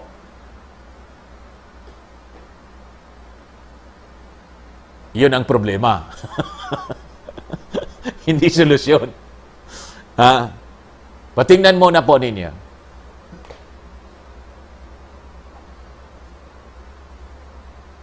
Lalo na po yung bakuna galing kay na may kasamang ID, digital ID. Yung bakunang pinopost po ni Bill Gates, yun ang delikado, Mr. President. So dito tayo sa inyong mga reactions, mga kababayan. Yan, kunin mo na, Kuya, para... Nag-thank you na ba ako sa chat? Gold crown. May mata di nakikita, may paa di nakakalakad, at ang gustong dasalan ni Damaso. Emmanuel means God is with us. Amen. Thank God for the life and thank you for telling the people about this time. Sige. Si Rico Maniquez may comment kanina. Downloadable kasi ang mga forms po dito at bawat forms may control number to avoid duplications, then fill out. Send po sa post ng delegated by government for processing. May option ng applicant whether bank transfer or check in issuance. Siguro sa Hong Kong siguro yun. Sa inyo? Okay. June Lasiste, karumaldumal sa tunay na Diyos. Paglumod tayo sa mga ribolto. Hindi man po lumod si President Digong yata sa mga ribolto. Wala man yatang kaharap siyang baka pinagsabihan ng kanyang asawa. William Manaig. Pwede sana kuya si Francis sa Senado kaso wala siyang interes sa politika, Kuya Dan. Sino? Si Francis. Tigtutulak mo ba ito kanina? Francis Leo. Iwan ko. Itulak natin. At least siya namigay. Baka kung makaposisyon siya maging senador ng ating bansa, hindi na kumobra ng sweldo. O di, wow. Di ba? Pera yun eh. Hindi na kailangan ng sweldo. Pamigay sa atin. Bawat sweldo may tulong. O di, okay. Gids Fitter, ang population natin ay 110 million. 18 million lang ang nakatanggap. Hindi po. Ang 100 million pong sinasabing population, individual person yon. Families, 26 million families pala. Tayo. Ngayon, ang bibigyan 18 million. Okay po. Hindi po family yung 118 million. J. Dupri, dapat kasi suportahan ng gobyerno ang mga farmers at fishermen. Hindi kailangan mag-import farmland ang Pinas. Ronaldo Hardiniano, siya nga pala, Sir Dan, bakit parang tahimik si Congressman Lagman? Pitikin mo nga na rin yan si Lagman. Si Lolong. Ay, Lolong! Where you na? Dito na mi. Dito nami. International Director, prayers tayo mga kababayan. In the way ni Lord ay higher kaysa human wisdom or human ways. Maraming salamat po kay Lan Neto and Nick Borromeo. Yan, galing kay Mrs. Pati si Barry Jackson, very active man mag-moderate sa mga comment. Si Emmanuel.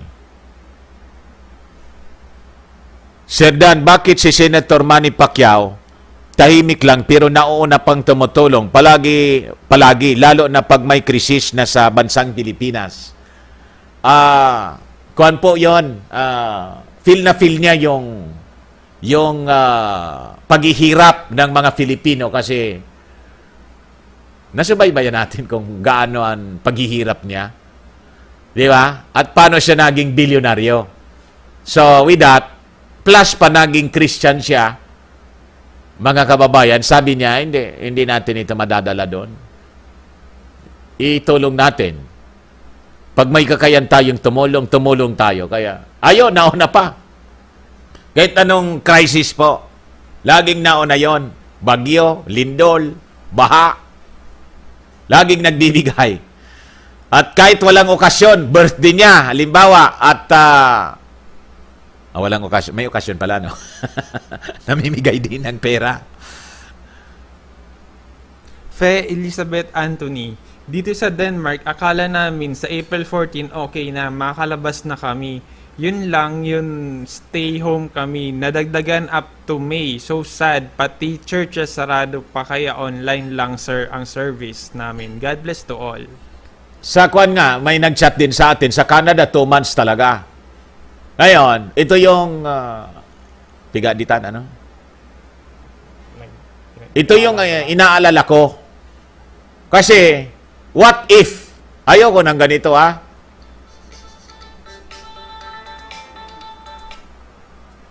What if after April 30?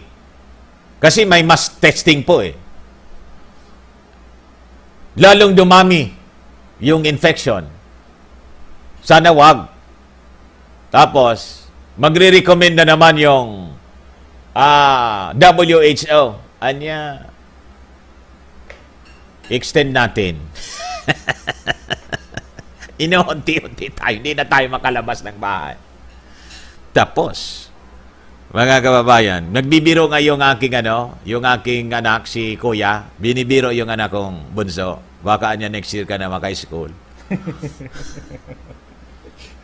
Hindi na tapos. First semester. Second semester na. Tapos na pala yung first semester. Second semester, hindi na tapos. Alam yan.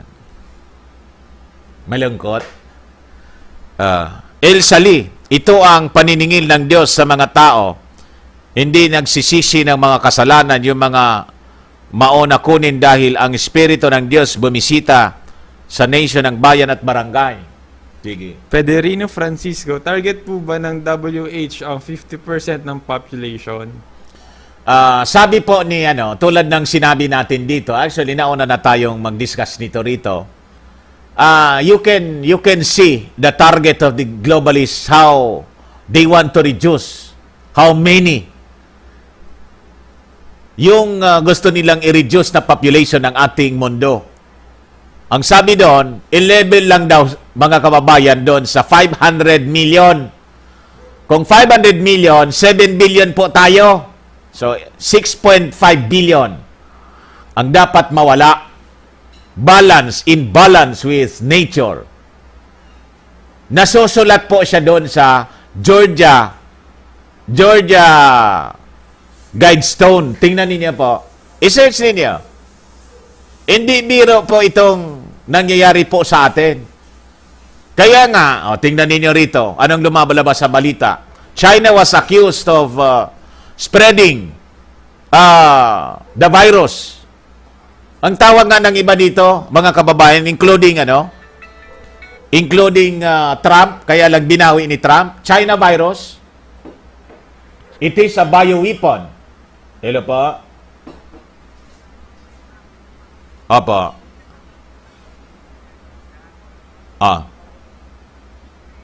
Sige po.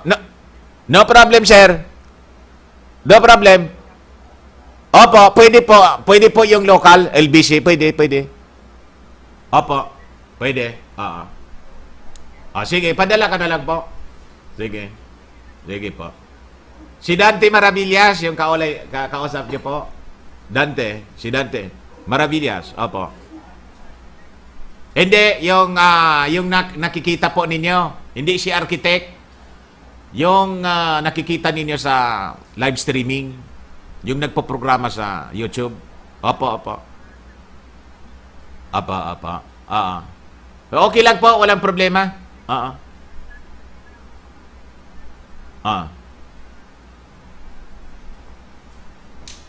Ikaw na. Okay.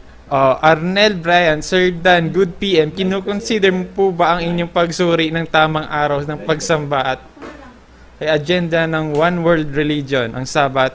God bless po sa inyo. Noraisa Rimpa, Sir Dan, dito po sa Saudi, 24 hours po ang curfew.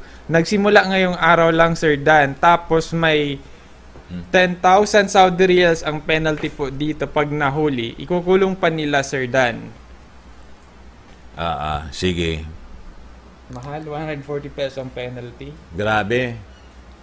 So, Buknoy. Nick Dan na po. Hug na rin po. Salamat. Macbiti, tanong lang po, if true po ba na may mga hayop na nagkakaroon ng coronavirus? Ganito siya. May mga reports na ganon, na pati aso ay na coronavirus. Now, itong unang mga balita na yung virus nga po galing sa hayop, sa paniki. Di ba? Sa ahas, then na-transmit sa tao doon sa Wuhan. Di ba yun ang unang kwento? From animals to human and human to human transmission. Yun ang mga kwento nila, pero ngayon may mga lumalabas na hindi naman talaga ganon ang nangyari. And that's part of the case filed against China that this could be a bioweapon. Ngayon, ang i-determine kung totoong bioweapon ito, paano yon mga kababayan nakawala doon sa Wuhan laboratory? Paano? At kung nagka-virus doon, saan galing yung virus? Saan? So, yun ang magiging laman ng mga investigasyon. Pero, to tell you the story about it, ito palang virus as revealed by, nakalimutan ko na yung, pero nasa timeline ko siya. It was revealed to him in 2011 na yung China will be attacked by a virus. Nag-usap-usap daw doon sa City of London. 25 people, including religious leader. They want to spread virus sa China and Iran. They want to target China and Iran. Una yung China kasi umasinsong masyado yung China. Competing country. Pangalawa, yung Iran, kalaban kasi yung Iran. And hindi na mangyari, yun ang kwento nila, hindi mangyari yung gatong nila na pag-awayin mga kababayan, yung mga Arabs and Jews to fuel, to unleash the conflict, the long-standing conflict. Gusto nilang palalain. Bakit gusto nilang conflict? Yung paliwanag ng ating Pangulo kagabi, that's a clear answer, sabi ng ating Pangulo. Gusto nila ng gulo kasi sino yung bibili ng armas nila? You see? Ganun po, mga kababayan dito sa mundo natin. Maria Perez, hello po, watching from Dover, Delaware. Rion Inicose, sa Japan po nga po, today lang maglalabas ng emergency. Kung talagang concerned sila sa buhay ng tao, hindi na dapat pinalala pa. Pasalamat po tayo sa Pilipinas, maagang nag-lockdown. Yun na nga yung problema natin dito. Nung i-quarantine, House Duterte pa rin. Nung walang quarantine, House Duterte. Los Biminda Gamboa, Sir Dan, kaya dumarami ang nagka-COVID dahil sa sinabi nila na di kailangan ng mask. Kaya ayan, milyon na ang namamatay. Tas sila magsabi gumamit ng mask from Dubai. Yan ang sinasabi natin noon pa. Mary Ann Aquino, please continue to discuss about the deadly vaccine because this is the next globalist agenda. Thank you for saying the true agenda of this elite. Riliera, Sir Dan, gwapo ni Kuya. Kaya sa susunod na eleksyon, itulak natin si... di ba nabasa mo na to? Hindi pa. Francis Leo Marcos, watching from Tucson, Arizona, USA. Doon sa amin, 3 sila sa isang bahay. 1 lang binigyan ng DSWD, sir. Mary Ann Aquino, Bill Gates first. We've got population. The world today has 6.8 billion people.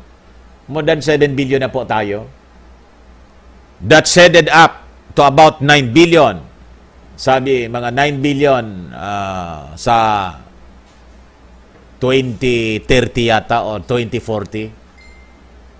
Now, if we do a really great job on new vaccine, we could lower by 10% negative.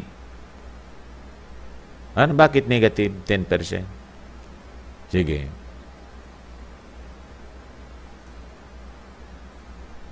Ronaline Agnaya, good noon Sir Dan. Walang balak na tatakbo si Sir Francis Leo Marcos pero baka mag-magic ang buong Pilipinas. Walang mahirap, pantay lahat ang tao. Thanks, Sir. God bless. Aries. Amen.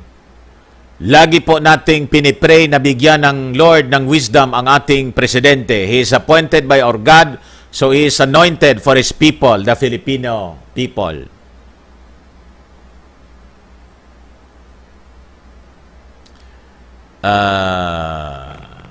Gold crown, pang number 32 lang tayo sa maraming bansa na biktima ng corona.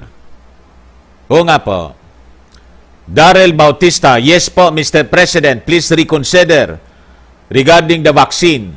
Mas the best ang alternative medicine like herbal plant na pito-pito, guyabano, mangosteen at BCO.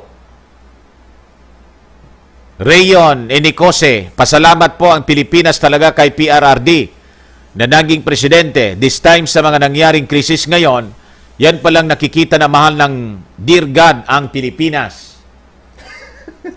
Ano sabi? Jose Rosal, Sir Dan, itulak din natin si Lenny sa Inodoro. Wag na muna natin. Tigilan na muna natin kasi may tulong din. Tumutulong din si Lenny.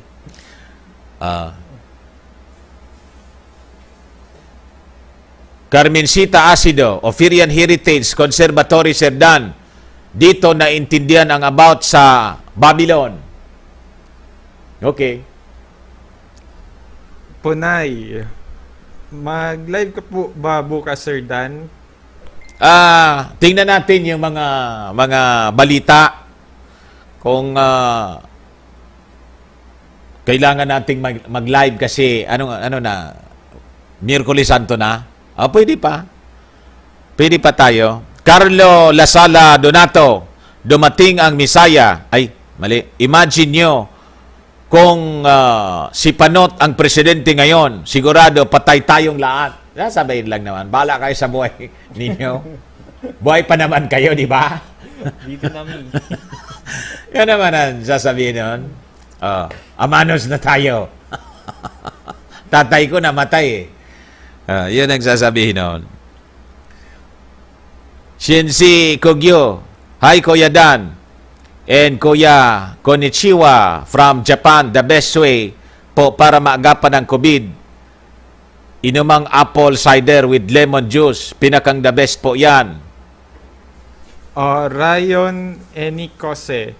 Pero pangalawa po ang Pilipinas sa Asia na maraming COVID. In fact po, kaya wag na muna po tayong pasaway. Number 1 yung Malaysia.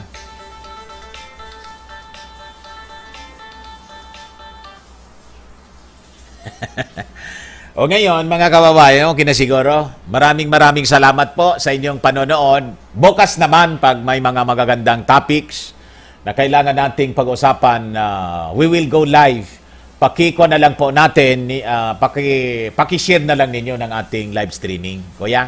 Maraming salamat po sa nanood ng broadcast natin ngayon. Please don't forget po na mag-subscribe sa ating channel, Jelon Maravillas. Pati rin po sa isa pang YouTube channel, Team Nostradante. Para po sa gusto mag-order ng Fermax Cream, please contact us sa number na 0908-655-3757. Pwede niyo po kami i-contact sa Viber, WhatsApp at Messenger. Nasa description po ng video na ito ang aming link sa Facebook. Pwede niyo po kami i-message sa Dante Maravillas Vlog, Dante Maravillas, Nostradante at sa account ni Mami Bella Bermundo Maravillas. Maraming salamat po sa lahat ng nanood. Madali lang. May mga kwan pala dito. May mga reactions din sa anong tawag dito?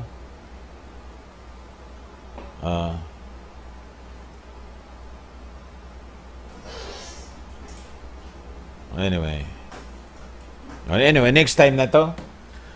So mga kababayan, this is your host, Dante Maravilla sa Bullseye News Unfiltered. What you see is what you get. You decide. Bye-bye po mga kababayan.